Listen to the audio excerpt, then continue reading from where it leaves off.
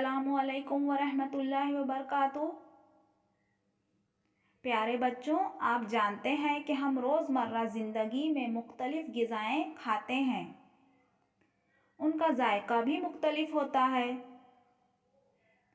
कुछ का जायका खट्टा होता है, कुछ मीठी होती हैं और कुछ ग़िज़ाएँ तेज़ होती हैं। अच्छा, ज़रा सोच कर बताइए, खाने में तेज़ी किस चीज़ से आती है?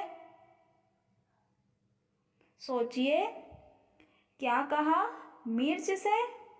जी हाँ, बिल्कुल दुरुस्त फरमाया। मिर्ची से ग़िज़ा का जायका तेज़ हो जाता है।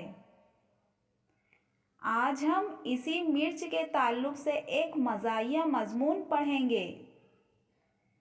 जमात हफ्तुम मज़मून उर्दू की सबक नंबर 12 मिर्च नामा, जिसके मुसन्निफ़ ख्वाजा हसन निज़ामी हैं।